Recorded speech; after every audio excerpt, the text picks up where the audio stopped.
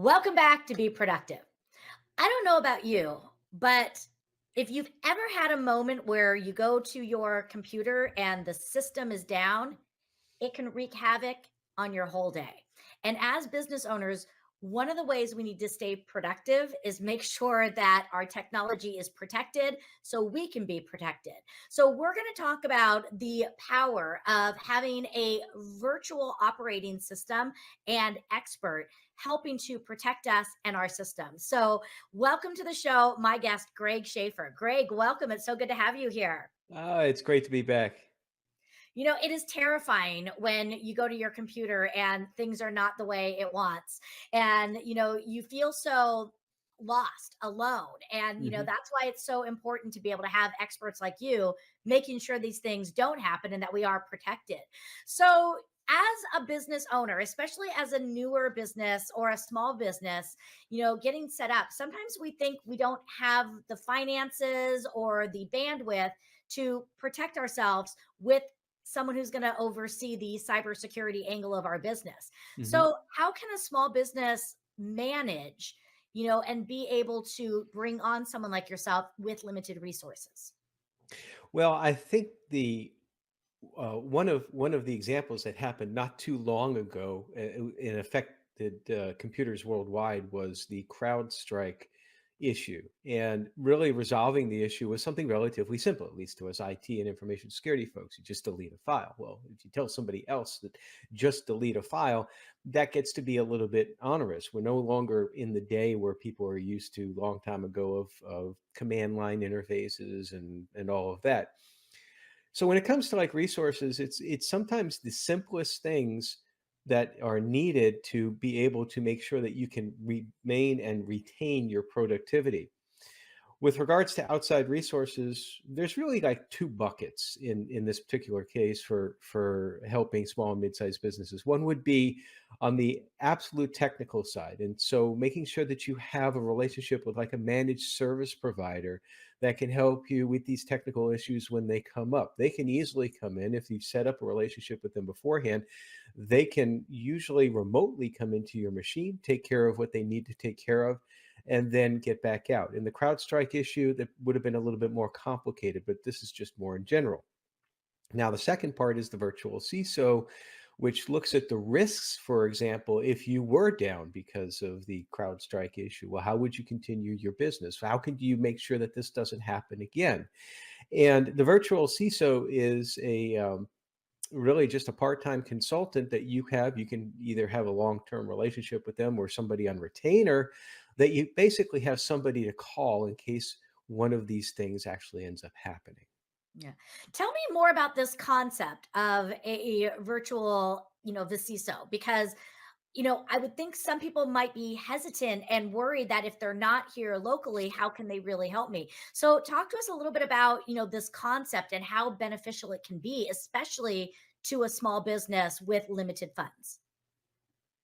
Well, in general, we work remotely, and with COVID, everybody got used to the idea of working remotely and remote meetings, remote uh, something like this, all of that. But before COVID, it wasn't quite as ubiquitous. So I like to say that when I started as a virtual CISO back 7+ years ago, I was virtual before virtual was cool.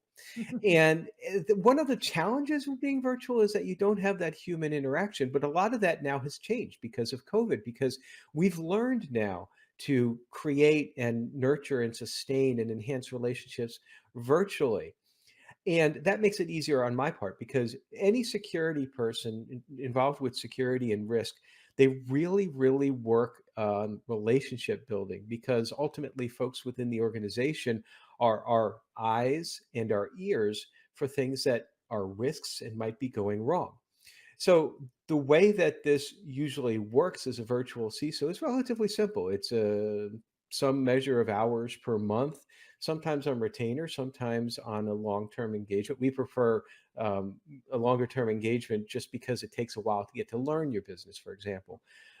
So you're on that engagement anywhere between say 5 and 40 hours a month, and they're your security officer. They're the same function in your organization as the larger organizations that have a full-time chief information security officer. They perform the same actions, but they also have different skill sets because they're also consultants and they also have to understand the unique needs of small and mid-sized businesses. Mhm. Yeah.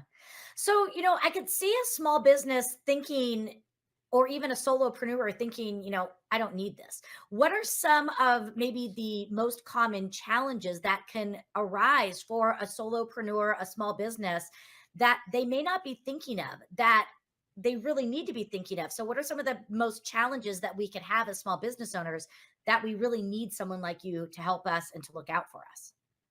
Now, I think the largest challenge is sometimes looking at information security as purely like a technical IT issue. And what ends up happening then is they get into the mindset of, well, I have a firewall, I have antivirus or some sort of other agent on my machine. I get reports saying that I'm secure and everything's fine. And that's part of the equation there. But really, anybody who's running a business, whether you're a solopreneur or a small business or up to a couple hundred employees and then up beyond that, you have the everybody has the same goals. Running a business is all about managing risk, and information security is just another component of that. So one of the biggest challenges for the small businesses to understand that this isn't solely a technical issue, that it really is just like managing risk in any other aspect of your business. Well, what am I going to spend, for example, in this quarter on marketing? You have to have sort of a level. Don't have unlimited funds to spend on ads, which would be great if you did. But on the flip side, you need to be able to get your name out there in order to get business. It's the same Yeah. thing with security. Okay, interesting. Just a great concept because, again, I think so many times we think we're too small for something like this when really, we need it because if we are going to grow and scale, we need Mhm. to be able to have these things. So, as a business owner, what would be some of the first steps that they might want to think about in talking with someone like you to assess, what they need? Well, they again, getting back to what we were just talking about as far as understanding and thinking about growth, because a lot of times, particularly if you're providing services to other businesses, they're going to want to know what it is that they're the security posture of the business that they're working with. Sure. So sometimes you have to go through that investment to be able to show that to partners. That's a very common element among a lot of SMBs. Now, as far as what they need to do is to grow in their security posture, one of the first things is you need to understand where all of your information is. There's a truism in information security is that you can't protect what you don't know about. Sometimes we fall into the trap of saying, well, I'm using this particular service as a service provider. And as soon as my information goes up there, we'll use QuickBooks as an example. QuickBooks Online. It's a fairly popular SMB accounting software and everything's in the cloud. Well, it's okay. I send my accounting information into the cloud. They're responsible for it. They're responsible for my customers, my clients' accounting information. Well, not really. Just because you've now transferred this information to a service in the cloud, you're still responsible for its security. So you need to make sure that you're looking at the security of the business that you're contracting with. So really, it comes down first, understand where your information is. Now, from a cyber perspective, you want to make sure that you're protecting your infrastructure. I can't emphasize enough how important it is to make sure that your machines, your computers are patched and up to date. I know sometimes people might be thinking, well, I don't want to put my patches on right now because it's like I know it's going to reboot my machine and this is not the best time for it to happen. So they turn off automatic updates and installation. They say they'll get back to it. And then several months later, they'll come back to it. And I'm talking about myself. I found out that I had done that. I realized I needed to turn it off for a moment. And I was like 4 months behind on my patches. Shame on me, right? Right. As a security professional. And that's lesson learned. Number three there, it's that anybody and everybody's vulnerable because as business owners, we are focused on growing our business first and making sure that the Mhm. business stays in line. So it's a lesson learned that we all, myself included, continuously have to continue to teach True. and ourselves. Oh, so true. So I have one last question. We have about a minute and a half left. How do we weigh sort of the cost versus the effectiveness? How do we kind of balance that out so we know we're getting what we need? That's a risk management question and a good one. It's difficult to weigh. It's you if you can figure out, for example, how much will I lose if I'm down for 2 days? Yeah. And then how much will it cost to put in a system that will mitigate the risk of being down for 2 days? You can do some sort of a mini calculation there. You can show some return on investment there. You don't want to weigh too far on one side as well, too. It's not, again, I Mhm. said it's not just all a technology thing. Sometimes some of the best things you can do are free from a cost perspective, a monetary perspective, but they take time, like building proper policies and making sure you're following them. Mhm. We talk about making sure that you're doing the basics in information and cybersecurity, making sure that you're managing your user access rights, your mentioned patching before. All of these things will help to make your business more secure because what's the goal in the end? We want to not only stay from away from being down, we want to be as productive as possible. Absolutely. Yes, we do. It just sounds like the best step really is just talking with an expert like yourself to really start to assess the needs that we have. So, if people out there want to get a hold of you, Greg, what's the best way for them to find and reach out with you? I'll just go to our website, vcsoservices.com. And on the website there's a button that you can click to set up an appointment with us. It's free consultation, 15 minutes. There's phone number there too, if you prefer the old fashioned way. Or you can always email us at info@vcsoservices.com. Beautiful. Greg, you always give us so much to think about. And I think, especially the thing that stood out for me so much from this segment was exactly what you just said is really analyze what is going to be the cost of lost productivity, lost Mhm. business if your system goes down. And I think, we have to look at these things and we have to be more proactive in setting ourselves up. So thank you so much for being here. And for those of you that are watching, I hope that you took away great value. Make sure that you are protecting yourself, protecting your business, because when things go wrong, it's really hard to stay productive. So stay tuned because we'll be back for more of the show.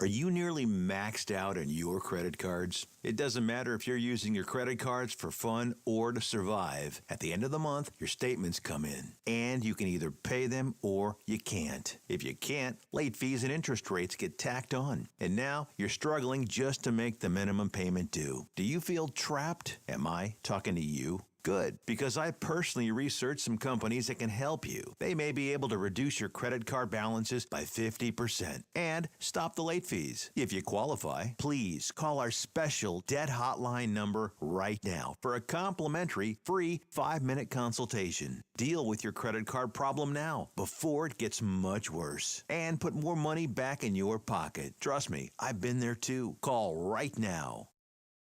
Call 855-993-2096 right now. That's 855-993-2096. Do you have diabetes? If you have insurance, you may qualify for a new continuous glucose monitor. With a CGM, you can continuously track your levels and trends, spend more time in range, significantly lower your A1C, and share important data with loved ones and caregivers. Most importantly, a CGM eliminates the one thing most people with diabetes hate: painful finger sticks. Take charge of your health. Order your new continuous glucose monitor today. If you use insulin and have seen your diabetes care provider within the last 6 months, you may qualify for a CGM today.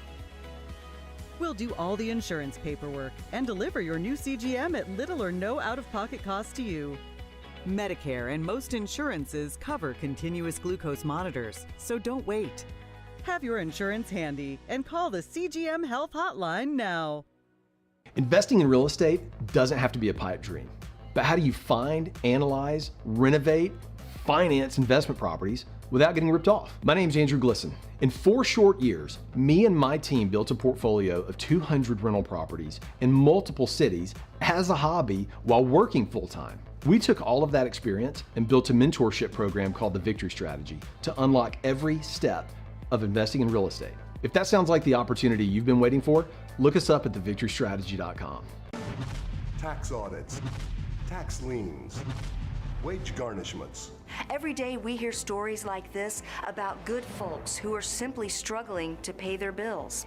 Each of them are living a frightening IRS tax nightmare, and they are afraid it will destroy their lives. If you're struggling with your own tax nightmare, we've got great news. The Tax Relief Line is here to help you. Now, you have a knowledgeable, professional team of tax experts that are ready to negotiate with the IRS and fight for you to save you money. The Tax Relief Line's professionals have successfully negotiated thousands of cases, reducing and sometimes even eliminating the tax debt for their clients. It's very easy to get started. Simply call the number on your screen right now. You don't have to live in fear anymore. The call and the consultation are free.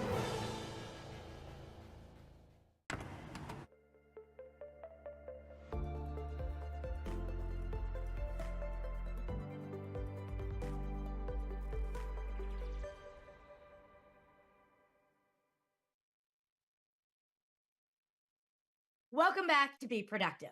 One of the things that we don't talk enough about is emotional intelligence.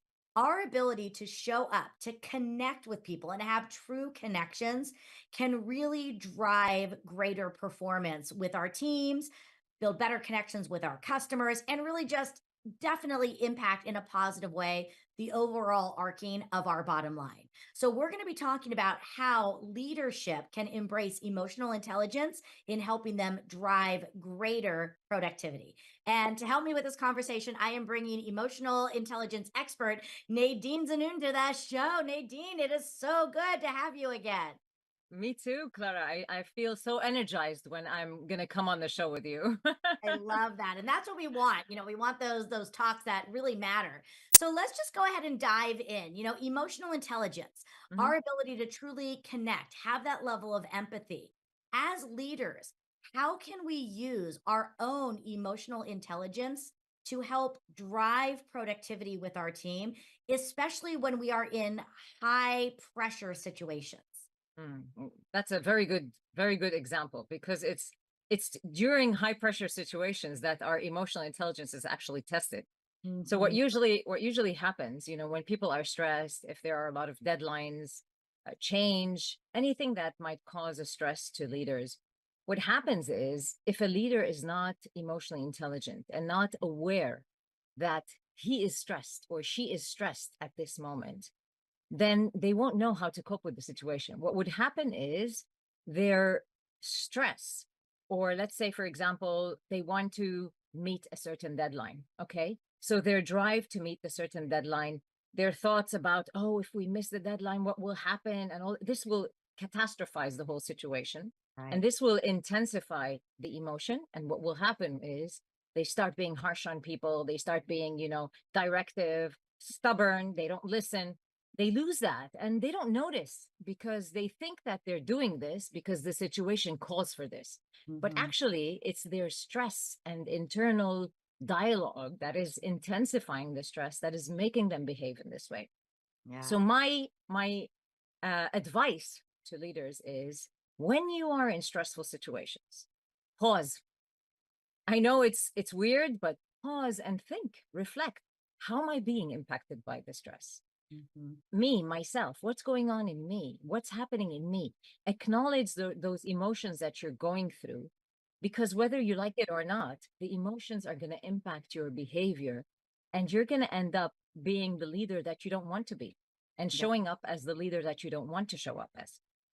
It's so true. And as you're saying these things, I can reflect on my own growth as a leader. And when I was what I call a baby leader early on, I didn't have high emotional intelligence. And I was, when you use that word directive, that was me. I was like, this is the result. Let's go and do this. And I couldn't understand why everybody just wasn't working. And I started getting the feedback that well, Clara doesn't really care. And it Yeah. broke my heart because if they knew me, they knew how much I cared. But because Yeah. I lacked the emotional intelligence and the awareness of it, I wasn't showing up in a way that was, again, opening them up. I was actually, shutting them down even more. So it was a really, really good moment for me to learn and really check in with my own self. So Yeah. I love what you're saying, Clara. And I love how your intentions were really good. So it's not that the leader is a bad person or they don't have good intentions. Most of the time, the leaders have good intentions, but these intentions, they don't come off. They don't show up to people. People don't get them. Why? Because they lack the emotional awareness, and not only emotional awareness, emotional expression. yeah, So if I'm aware of my emotions, how will that help me as a leader? It would help me in these situations because I would be able to communicate these emotions to people around me. It's not that I'm going to stress them out, but I'm going to acknowledge that this is a difficult situation. We're going through a tough time. I'm even going through a tough time. I'm with you on this. And when you understand that and you connect with people and you open up that space for them to also talk about what they're feeling and what they're going through, then all of this will create a very strong, empathetic culture that brings people together. And then as a whole, they start working together on finding solutions and becoming innovative and creative. exactly. And that's really what we want. I want to hit on this concept of accountability because Hmm. part of a leader's job is to get results, and Of we course. do have to hold our people accountable. But we also know that the word accountability can have a very negative connotation. And again, we have to be able to use this. So, talk to me a little bit about how a leader can build empathy, especially when delivering messages or having to be accountable with their people, and do it in a way that, again, is going to open them up rather than shut them down. Yeah, many people think that there's a conflict between accountability and empathy, but there isn't a conflict. They can go together. And the thing is, you don't need you don't have to be soft on the results. Okay, on the contrary, but be clear about the what you expect. So a lot of times leaders do not really say what they want, or they expect people to understand, and they expect them to know what is expected from them. And this causes a lot of confusion, and people will not be able to deliver. So the first thing, clarify those objectives, clarify expectations. Okay, and once you're very clear in every single detail about that, and you hear them out and you listen to them and make sure that they got what you're Mhm. asking for, then just monitor and agree ahead of time that we're going to be following up, we're going to be sitting together. I need you to do this. If not, this is what's going to happen. When you're clear about what are the expectations, and if the expectations are not met, what will happen, this will make things very obvious for people, and it won't surprise them in any way. And then empathy is about giving them a chance to listen to them as well. So sometimes people do not meet the expectations. If I approach them in a judgmental and harsh manner, and I'm here to reprimand them, of course they're going to feel threatened and they're not going to be happy about it. Right. However, just listen to them. And listening to them doesn't mean I'm going to say, okay, and forget about the results. No, but I'm going to see what was difficult about, getting these results. Where did they go wrong? What happened? Maybe they're going through a tough situation. I would just listen to them, and don't expect that, sometimes leaders are afraid to listen to them, to their personal problems, because they think that they're expected to fix their problems. They're not. That's not empathy. I'm not going to fix your problem if I'm empathetic with you. I'm just going to hear you out and make you feel validated that I hear you. I know what you're going through. I understand this is tough. And then, after you empathize with them, they are now in a mood to readily start problem solving. So then you just have to ask them, okay, so what are we going to do? We can't accept these results. You know that this is what's, required of us. So what are you going to do about it? And have them set their own action plan. If you listen to them, believe me, 99% of the time, the people are going to become resourceful again, and they're going to be able to find the solution. Yeah. because I most love of the that. time they're not happy. They're not happy about the results as well. Exactly. And this again puts them back in where they are providing the solution. And when they have that ownership, again, they're going to show up Exactly. very differently. So I think that's great. I also want to ask, what are some of maybe the most common pitfalls that leaders need to be aware of that could really hinder productivity and a leader's ability to drive effective productivity and revenue? I think the first thing, I always go back to emotional self-awareness. Okay, because I believe this is like so important, and it's lacking and lagging behind in many leaders. So it's about understanding how your emotions are going to drive you to behave with your people. This is the first thing. And another thing is noticing what's going on. Read the room. Think about it. If you can't read the room, because sometimes we can't, ask, very simply ask, what are you feeling? You know, how's it going for you? Am I so this a lot of times people expect others to feel what they feel. So leaders, if they're excited about something, they expect everyone to be excited. If they manage their stress, they expect everyone to be able to manage their stress in the same way. But that doesn't happen. We're different. And it's not because I'm a bad person and you're a good person or vice versa. It's because we are different. We address things differently. We feel differently about things. We see things differently. So all the leader has to do is just notice that there may be a difference and open up to listening. Listening is key. It's So key. key. It really is. And I love that idea of read the room. Again, just pause for a moment, like you said, and get the feel, the energetic feel, watch the body language. Again, listen with all of your senses and, really key in on that. I always love examples. I think, people learn from examples. Can you think of a leader that embodies so many of the good qualities? Again, I know there's no perfect leader, but can you think of an example of a leader that really embodies high emotional intelligence that you can share with us so that we can have a really good example to follow? Sure. The first leader that comes to my mind is Jesus. But if I don't want to get into that, because maybe some people don't have the same faith as I do, but I would say Satya Nadella, so the CEO of Microsoft. So when he came on board, um, there were layoffs in Mm, Microsoft, and it was a tough time. And he noticed that the first communication that went out about the layoffs was harsh, and he recognized that people took it very aggressively. And what I love is that he noticed. yeah. So he recognized that. He listened, he heard, and he was humble enough to redirect the message. So he noticed, that's the empathy. He's Mhm. humble, that's self-awareness. And he redirected, so he sent out a different message, which was very empathetic, and he was very cautious about, the terms he used, so that it showed that he was not comfortable with the situation.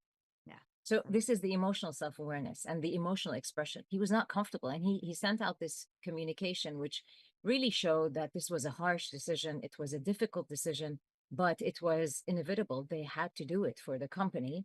Mhm. But he felt really bad for the people, so he showed the emotion. It was a very emotional thing, and it Mhm. connects with people.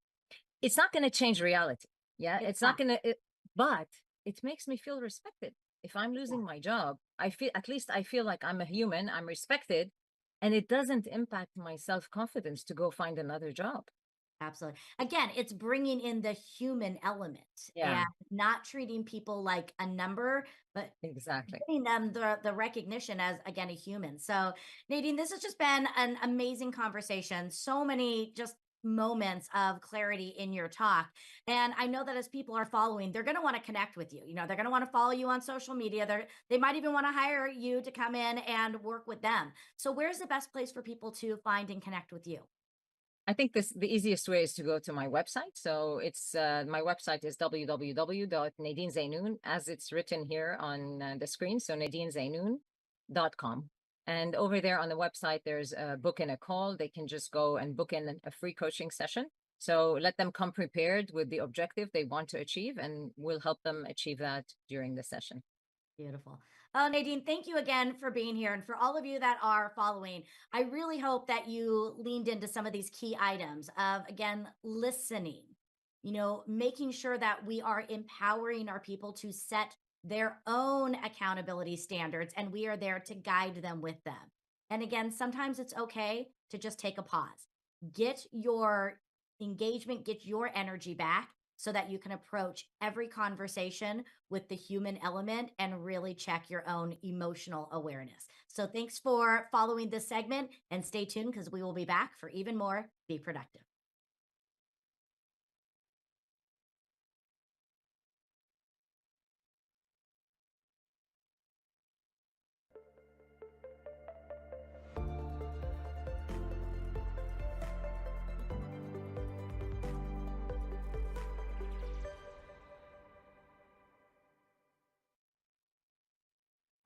Soy un no abogado portavoz representando a un equipo de abogados que están listos para ayudar a personas que han padecido de lesiones o han sido agraviadas. Si estuvo involucrado en un accidente de automóvil o motocicleta, tiene derechos y es posible que pueda recibir compensación monetaria por su sufrimiento.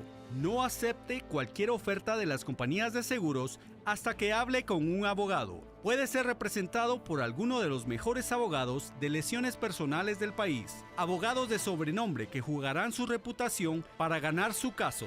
Y si no ganan, no cobran. Por lo tanto, si ha sufrido de un accidente de auto o motocicleta, llame ahora y descubra hoy mismo de qué tipo de compensación puede tener derecho. Recuerde, contamos con algunos de los mejores abogados de lesiones personales del país, listos para luchar por usted. Y si no ganan su caso, no cobran. Llame a la línea de ayuda legal ahora mismo. How would you like to go on a 5-star vacation for just $99? We're talking about the quality of a Westgate resort for $99. Not for one night, but for 3 fantastic nights at one of their luxurious destinations across the United States. And you'll even get a free $100 Visa gift card just for making a reservation. We've got some of the choicest destinations that you'll love in the United States that you can choose from for just $99 for a 3-night stay. Take your family, take a special loved one, but get away. Go on vacation with Westgate Resorts. Call now to make a reservation for just $99, and you get a free $100 Visa gift card. Call Westgate right now and book your vacation. Here's the number. Call 877-930-3491. That's 877-930-3491. Again, 877-930-3491. Este es Juan. Juan quiere su televisor nuevo y esta noche viene a su casa para llevárselo. Pero no si su hogar está protegido por Seguro en Casa. Disfrute la posibilidad de monitorear toda su casa las 24 horas del día, 7 días a la semana. No solo por robos, sino también por incendios, monóxido de carbono, inundaciones y emergencias. Una solución inteligente que combina la seguridad del hogar con la automatización y le permite controlar, monitorear y modificar su hogar y sus necesidades de seguridad para adaptarse a su estilo de vida. Arme, desarme o verifique el estado de su sistema desde cualquier lugar, en cualquier momento. Comience a disfrutar de protección integral para el hogar por tan solo $27.99 al mes, incluyendo equipos de seguridad gratis por un valor de $850. Llame ahora mismo e incluiremos esta tarjeta de regalo Visa de $100 como nuestro obsequio especial para usted. Llame al número que ve en pantalla ahora mismo para proteger a su familia. Are you nearly maxed out on your credit cards? It doesn't matter if you're using your credit cards for fun or to survive. At the end of the month, your statements come in, and you can either pay them or you can't. If you can't, late fees and interest rates get tacked on. And now you're struggling just to make the minimum payment due. Do you feel trapped? Am I talking to you? Good, because I personally researched some companies that can help you. They may be able to reduce your credit card balances by 50% and stop the late fees. If you qualify, please call our special debt hotline number right now for a complimentary free 5-minute consultation. Deal with your credit card problem now before it gets much worse and put more money back in your pocket. Trust me, I've been there too. Call right now. Call 855-993-2096 right now. That's 855-993-2096.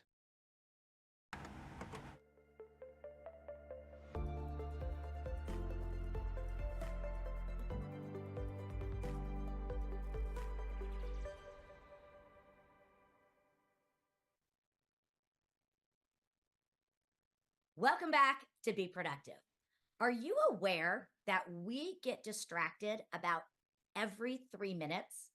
The scarier thing is it takes us about 15 to 20 minutes to get our focus back. Most of us are managing distractions with this concept of multitasking. What we're talking about in this next segment is exactly that. How do we face distractions and how do we move through them so that we truly can show up at our highest level of productivity? And to help me with this conversation is my friend Rob Tripp. Rob, welcome to the show. Hey, Clara. Thanks for having me on. I love being with you, so thank you very much. Yes, this is a hot button because so many people tell me, that the best way for them to get more done in their day is that they are excellent at multitasking. You are a productivity specialist just like myself. When I say to you, multitasking, what's your response to that? Oh my gosh. If I hear someone say they're going to multitask, I'm going to scream and run out of the room. Hmm. All multitasking means is that you figured out how to be non-productive with 10 things versus one thing. The human Absolutely. brain cannot focus on more than one thing at a time. So if you have 10 different things lying around, then what's going to happen is it's going to take you 10 times as long, and you're much more likely to have errors with each one of those things than if you just focus. Prioritize the most important thing first, knock it out, then move to the next one. Knock it out, then move to the next one. You can't do 10 things at one time. It's impossible for the human brain to do it. Absolutely. Again, and that's what it is multitasking. And it has been scientifically proven multitasking does not work. And like you said, it'll take you 2 to 10 times longer and you're going to do it with greater error. So we might be delivering results, but they're not going to be good results when we're trying to do that. One of the reasons I think we are working in this realm is because of distractions. And, we get distracted all the time, whether it's incoming emails, the phone ringing, people coming into our offices, the little gotta minutes here, gotta minutes there. All of those things are happening. And quite frankly, the distractions are not going to go away. So, how do you work with your clients in helping them to one, acknowledge the distractions that they are dealing with, and maybe what are the most popular distractions that are out there? And then how do you help them with strategies to face and sort of manage those distractions? So, the human brain is not good at prioritizing things. Everything is urgent. And when it comes up, it's urgent. You're driving along the highway, at 75 miles an hour, a phone call. Okay. That's not a priority. But to your brain, you have to go over and grab the phone. Okay. Everything's priority with your brain. But the reality is it just takes discipline to understand what are priorities at the time and what are distractions. Okay, so think about what things I like to say, what things move the needle, what things keep the business moving forward, what have financial implications. Those things are priorities and should be done first. Everything else can wait. Um, so let's just keep focused on the things that actually will move the needle. Yeah. The rest of them are distractions and they can come after. Not that important. Absolutely. So, do you encourage your people to do things such as putting their phone on do not disturb, turning off, alerts? Do you, encourage them to maybe do, I call them, bubble time where it's tight bubbles of focus, maybe 15, 20 minutes where they're in a focused zone. So, what are some of the best strategies that have worked for your clients to help them again stay in the zone? So, once they have the priority, how do they stay in their lane and not get sidetracked with the squirrel mentality? Yeah, it depends on the person. Everybody's different. Some people need more hand holding than others do. Um, some people have to be locked in a room, with no phones, no email connection. They have to just sit there and do the work. They have a laptop that has their Excel spreadsheet on it, and that's all they can do. Other people who are more disciplined, who can say, yeah, okay, the phone's ringing, but I'm gonna ignore it. And if they can do it for 15, 20 minutes at a time, fantastic. If they can do it for an hour, even better. So it Yeah. depends on the person. And it really comes down to just setting up, like you said, small pieces, start small and work from there. 15 minutes, do some work, completely ignoring everything else. Okay. And then move on. Make it a half an hour the next time. Make it 45 minutes the next time. Step Right. into larger blocks of time and train your brain to understand these things that come up are distractions, not priorities. Absolutely. One of the statistics I found is that we actually lose about 2 to 3 hours of productive time each day in distractions. And even though we might have the best intentions, sometimes it's the outside world that is trying, to come in, and we have to be good at setting boundaries. One of the things that I have started doing is even setting expectations, letting my clients know if you can give me 2 or 3 hours to respond to you. That way they're not afraid to go into my voicemail or my email. Can you think of, for even just yourself, what are some boundaries that you put into place either for your family, your clients, your teammates that help you to stay in those tight bubbles of focus so that when you have a priority, other people are not trying to infringe on those? Right. Well, so the morning is my morning, and that's what it is. Outside of a natural disaster, don't come talk to me, in the morning, because Hmm. that's when I'm working on things. My schedule in the afternoon is a little looser, so I'm much more open to doing things, different things. Right. So I think that 2 to 3 hours it's probably generous. I bet it's more than that, I know. and especially most people. Um, but yeah, it takes discipline, to say, we're going to block out this amount of time from this time to this time, and expect that I'll get back to you within an hour, 2 hours. Service level agreements. Right. Put those in place and tell people expect that within this kind of thing within an hour, the Hmm. other thing within 2 hours, within 12 hours, whatever it is. So Absolutely. it depends on the thing, obviously, but Yeah. yeah, setting expectations with people is good. Absolutely. So, if I'm hearing you correctly, it starts with us. Again, get clear for ourselves first on what the priorities are and how we best work. Again, what are the distractions that we know are out there for us? And maybe, again, is it going to be smaller time frames? Is it going to be a morning time frame, kind of like you said? So, get that clarity for us and then communicate and set the expectations with our teammates, with our clients, so that everybody is working. And also, I think explaining it to them, I need to be doing these things, and this is how it impacts the bottom line, and make them a part of it. Because if they know that your time is spent on the income generating actions, which benefits the bottom line, we're all going to win. And also, I think encouraging them to do the same and respecting their boundaries as well. Yes, absolutely. Mhm. That is fantastic. People, once you explain things to them, they're fine. Everybody wants to know why. Yeah, As long as they understand what the why is, they're usually fine with explanation.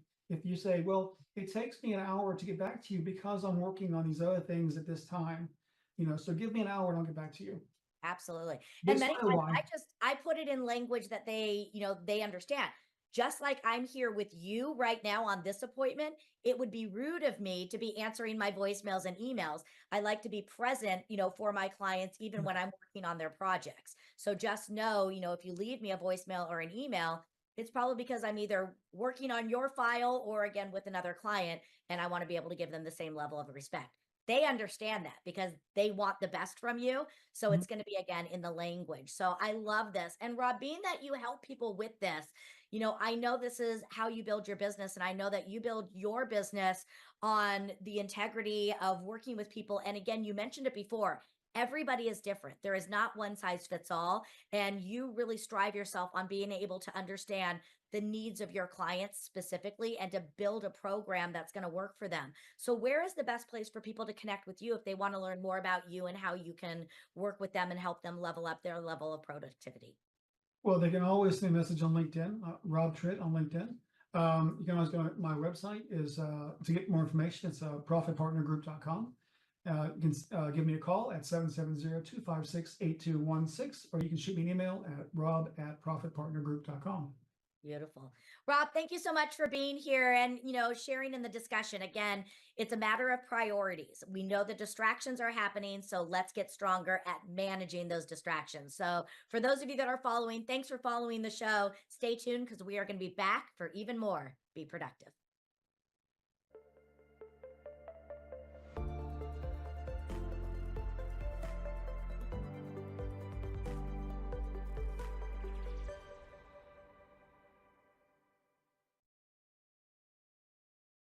If you turned 65 recently like me, it's important you find a Medicare Advantage plan that gives you the coverage you're looking for. But finding one can be difficult. The best thing I did, and I suggest you do the same, is call a licensed insurance agent and let them walk you through your Medicare Advantage plan options. There are so many benefits you have access to, so make the call now and let the representatives explain everything to you. Our licensed insurance agents can offer you a variety of Medicare Advantage plans. Plus, the call is free, the information is free, and there's no obligation to enroll. We're here to make it easy for you to select a Medicare Advantage plan that may work for your needs.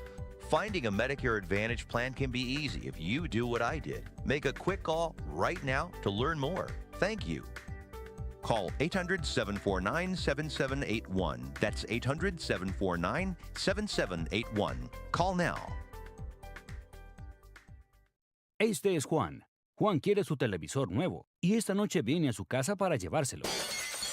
Pero no si su hogar está protegido por Seguro en Casa. Disfrute la posibilidad de monitorear toda su casa las 24 horas del día, 7 días a la semana. No solo por robos, sino también por incendios, monóxido de carbono, inundaciones y emergencias. Una solución inteligente que combina la seguridad del hogar con la automatización y le permite controlar, monitorear y modificar su hogar y sus necesidades de seguridad para adaptarse a su estilo de vida. Arme, desarme o verifique el estado de su sistema desde cualquier lugar, en cualquier momento.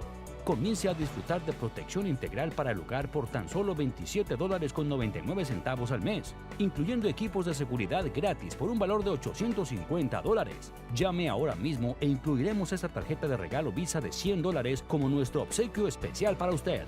Llame al número que ve en pantalla ahora mismo para proteger a su familia. Do you have a car sitting around you want to get rid of? Well, here's a great idea. Donate your car now to help local veterans in your area. Yes, just make one fast call to the Veteran Car Donation Program.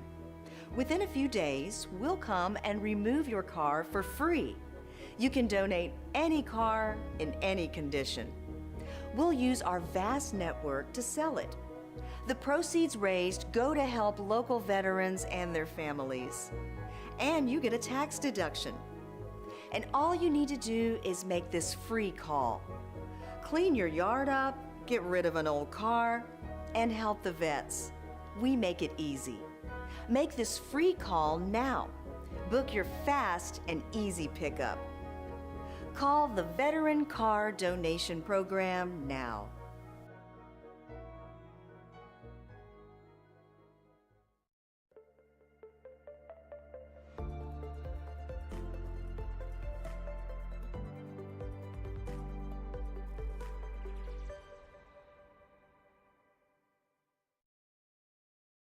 Welcome back to Be Productive. One thing that I have learned is that we get distracted. In fact, studies have found that we get distracted about every 3 minutes. And the scarier fact is it takes us almost 20 minutes to get our focus back. So it's not a matter of just knowing the distractions are out there. We've got to learn strategies to help us face them and manage them. And to help me with this conversation, I am bringing in our guest. And this is Mark Lempew, and he is the CEO of the South Jersey Treatment Management Company. So if there's anyone that knows how to bring a team together and help them be productive, this guy is it. So, Mark, welcome to the show. Thank you for having me on the show again. Yes. Well, let's just get into it. Distractions. Talk to me about why distractions are so critical for us to pay attention to and how they impact our ability to be productive. Well, I mean, I think it goes with everything. And, just like it goes with, we have an admissions department here, and you treat people with mental and behavioral health issues. So it's a very fast-paced environment. We have hundreds of calls coming into our call center. So it's very easily to get pulled away or start doing something. And it happens to me about 50 times a day. I'll go to write an email. Somebody will ask me a question. I will lose track of what I'm doing. An hour later, I'm like, oh, I forgot to do that email. So it's inevitable in fast-paced environments that you're going to be distracted. So, it's very important to look at those distractions, the ones that are very key, that you can kind of regulate and uh, have an effect on taking away, so to speak. Mhm. You want to be able to do that effectively. Absolutely. And you're absolutely right. The distractions are not going to go away. We can't just magically wish that they go away. And especially in an environment like yours, again, it's very fast paced. And in some cases, it's going to have a certain level of urgency and importance to Mhm. it. But we have to also understand that too many distractions will keep us from achieving things. So, you kind of mentioned this idea of sort of regulating them, maybe paying attention to the ones that we need to lean into, maybe some of the ones that we don't. How have you been successful at maybe identifying when something is a valid distraction and when something maybe is an invalid distraction that we need to not lean into?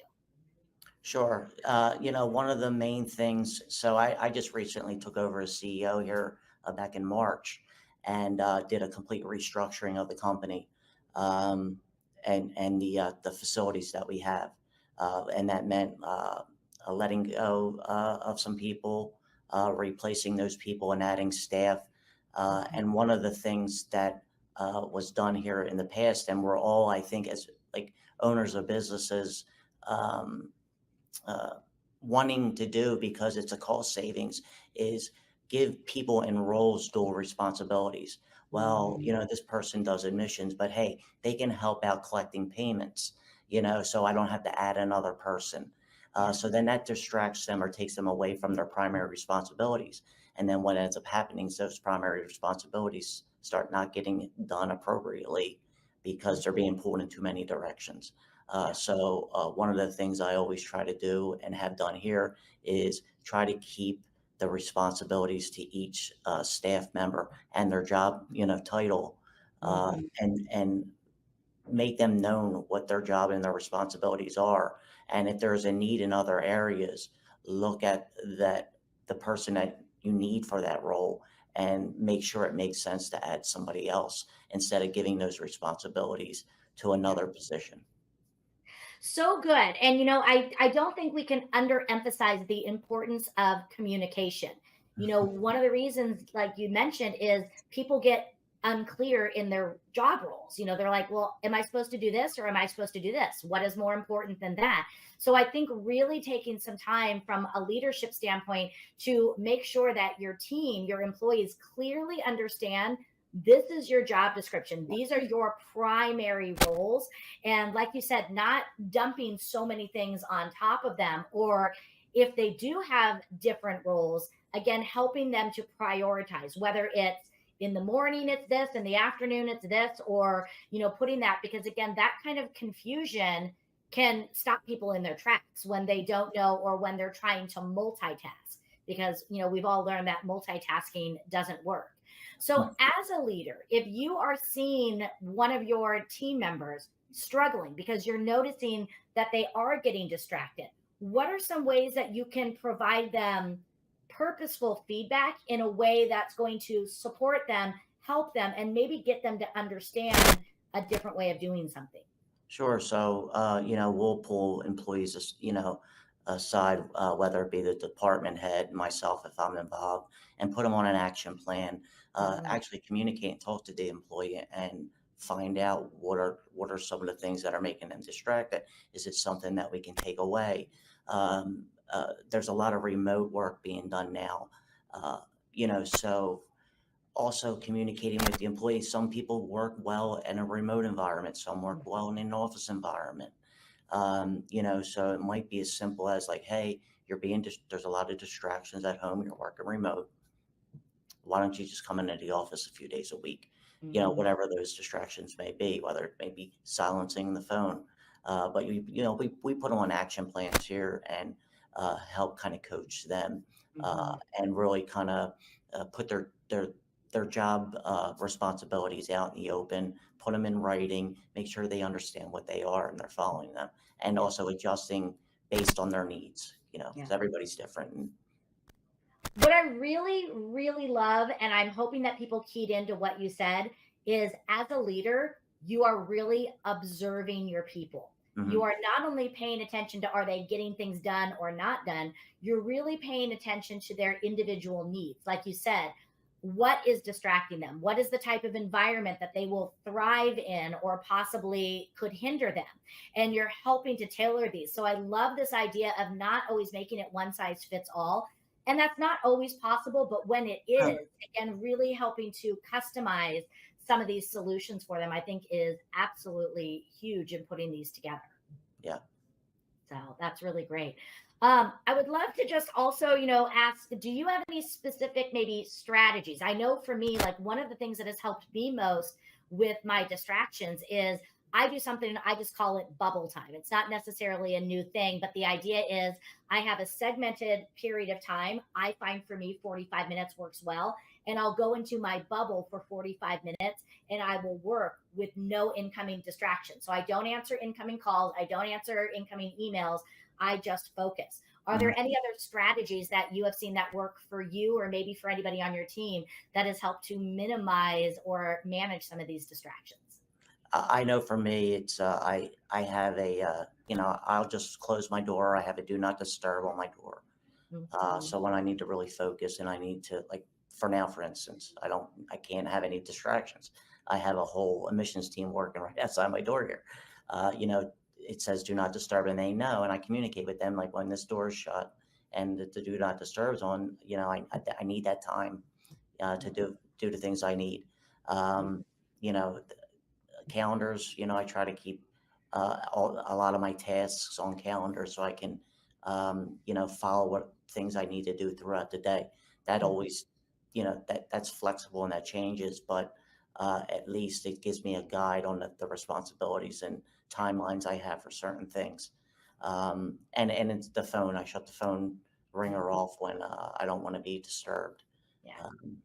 And it's just little things like that. Great. Those are fantastic. And again, it doesn't have to be complex, just these simple things. I know one of the first things that I did, early on is even just putting my phone in a drawer or again, putting it on do not disturb. At the time I was working in a traditional office with landline phones and I would do the same thing. It comes back to that communicating. I would, let my front desk know, I'm going to be unavailable, for this time. And I think, being that and as a team, and I also think as a leader, we have to model the behavior, we have to explain, and we have to also empower our people to incorporate some of these. Again, not as a detriment, but as a way to enhance them. So I can tell you take a lot of pride in your work and also in being able to support your team. So if people wanted to learn more about you, your company, where can they find you and learn more about you? I have a personal website. It's www.marklamplu.com. And then our company website is www.sjtmc.com. Fantastic. Well, Mark, thank you so much for being a part of this conversation. I know people struggle. I have heard it that we could lose anywhere from 2 to 3 hours a day in distraction. So being able to face these and have strategies to help manage them are really going to bolster our ability to be productive. So for those of you listening, again, make sure you're being aware of these. You can't stop them, but you can find a way to face them and also manage them. So stay tuned because we'll be right back for more Be Productive. Thank you. This has been a Now Media Networks feature presentation. All rights reserved. Investing in real estate doesn't have to be a pipe dream. But how do you find, analyze, renovate, finance investment properties without getting ripped off? My name's Andrew Glisson. In 4 short years, me and my team built a portfolio of 200 rental properties in multiple cities as a hobby while working full-time. We took all of that experience and built a mentorship program called the Victory Strategy to unlock every step of investing in real estate. If that sounds like the opportunity you've been waiting for, look us up at thevictorystrategy.com. What if you could make a free phone call and reduce your car payment by as much as $83 a month? Right now, you could be paying as high as 20% interest. Your new interest rate could be reduced to as low as 2.48%. You can refinance any